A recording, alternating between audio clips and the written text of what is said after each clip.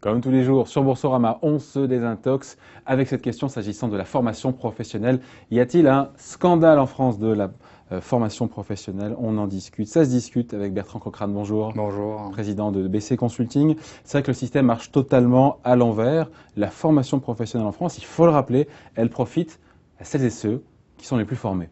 Oui, Cherchez l'erreur. oui, C'est ça la réalité, non hein. seulement elle profite les 32 milliards alloués à la formation professionnelle, c'est-à-dire à peu près 60% du service de la dette de l'État, en équivalent pour avoir un équivalent de mesure, ne profite qu'à une partie effectivement de salariés déjà bien formés qui vont effectivement faire des cours d'anglais. Mais ça, j'ai envie de dire, c'est tout l'aspect de caste et congénital de la France aujourd'hui, quoi. Bon, la formation professionnelle, qui est-ce qui la gère? Les organismes paritaires. Les organismes paritaires, ils sont payés par l'État. C'est pour ça qu'ils ont des beaux sièges à Paris. En France, on est le pays d'Europe qui avons le plus de représentants syndicaux dans les entreprises et le moins de syndiqués. Et de l'autre côté, c'est les régions, quoi. Donc, moi, cette formation professionnelle, je serais pour l'affecter effectivement aux gens qui en ont le plus besoin. Quand Macron explique à Le Jabi qu'il a affaire à des gens qui vont être au chômage et qui sont illettrés, c'est maladroit, mais il a raison. Cette formation professionnelle, elle devrait s'adresser en premier lieu à eux.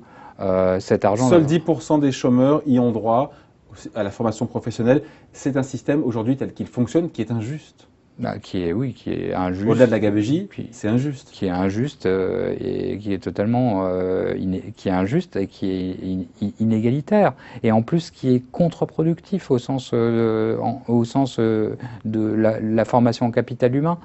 Parce que c'est important, c'est ça qu'il faut expliquer, c'est que la formation professionnelle, si on part, et ce qui est votre postulat de départ dans votre analyse, puisque c'est un papier que vous avez sorti dans Le Point il y a cela quelques semaines, le salariat, et vous n'êtes pas le seul à le dire, tel qu'on le connaît aujourd'hui, risque de sacrément évoluer.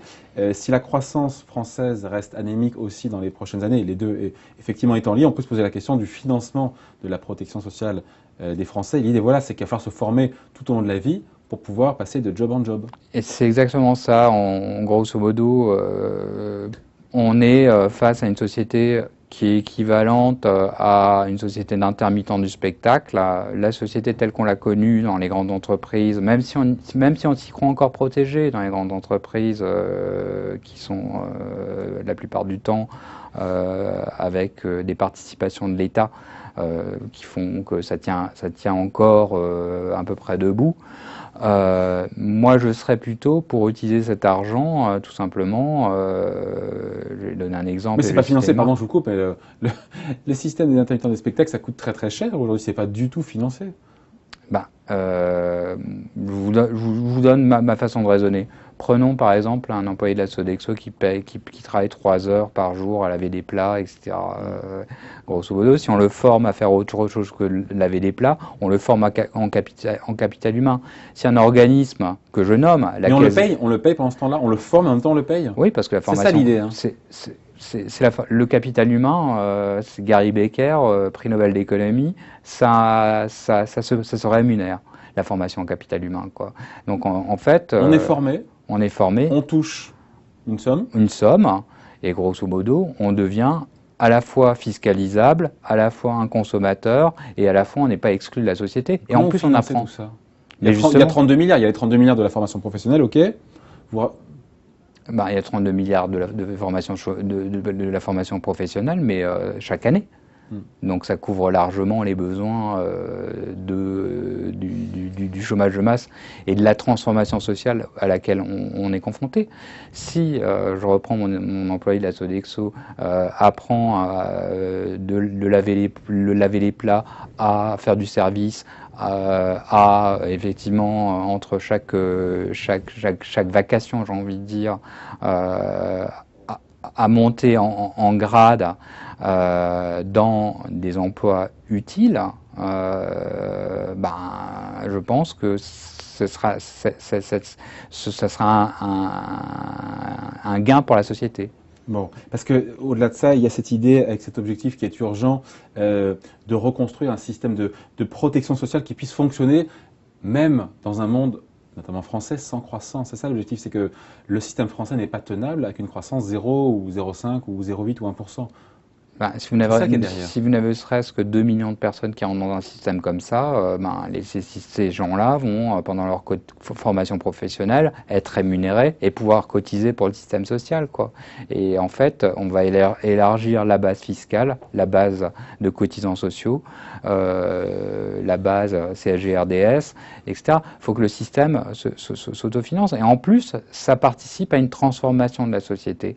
On découvre aujourd'hui, après les élections régionales, où le parti de Marine Le Pen arrive en tête en nombre d'électeurs, qu'il y a un problème de chômage en France, un problème de formation, etc. etc. Et sachant qu'en plus, les gens qui ont voté, ce ne sont pas des chômeurs, quoi. Ils ne sont pas allés aux urnes, ce n'est pas les plus pauvres, etc. Quand on regarde les statistiques électorales, on se rend compte que les exclus sont les laissés pour compte, les pauvres, les sans-dents, ce ne sont pas eux qui ont voté. Qui se déplacent. Alors comment est-ce qu'on esquisse une réforme de la formation professionnelle? Par quel bout est-ce qu'on prend ce dossier urgent?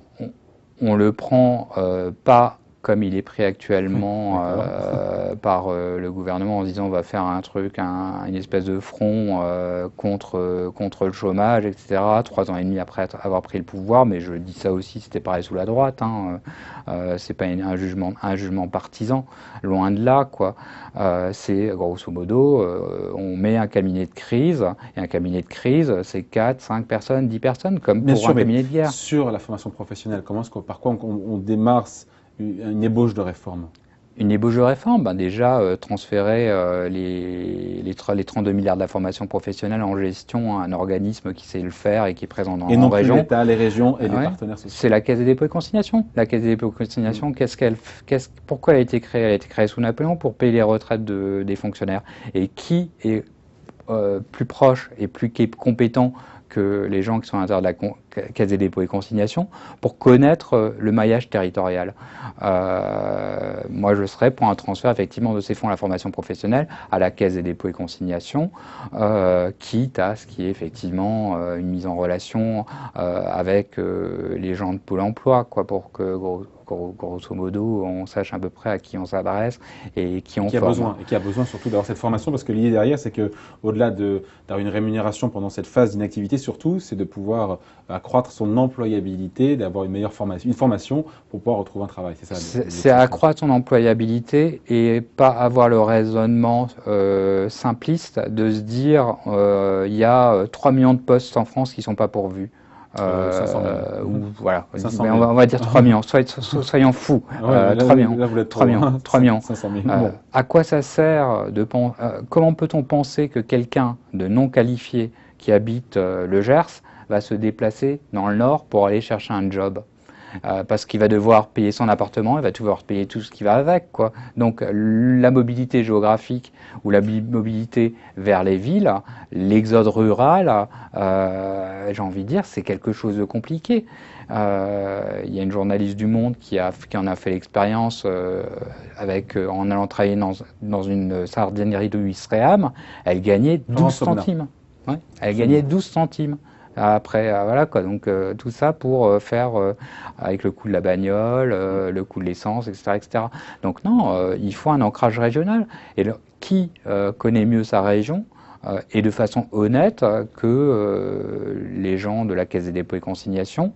On a rajouté une couche qui s'appelle la Banque publique d'investissement, qui ne sert pas trop à grand-chose, mais on le saura peut-être un jour. Peut-être pour la formation professionnelle, mais pour le reste, elle sert quand même pour financer les entreprises et y mettre quand même de l'argent. Mais ça, c'est un autre sujet. C'est pas ce que nous dit Didier Migaud et Valérie Rabault dans le dernier rapport de la Cour des comptes. On en fera un papier et une interview, on en parlera une prochaine fois. Merci à vous pour ces commentaires et cette analyse sur la formation professionnelle qu'il faut réformer de grande urgence. Merci à vous, Bertrand Cochrane, président de BC. Merci, au revoir.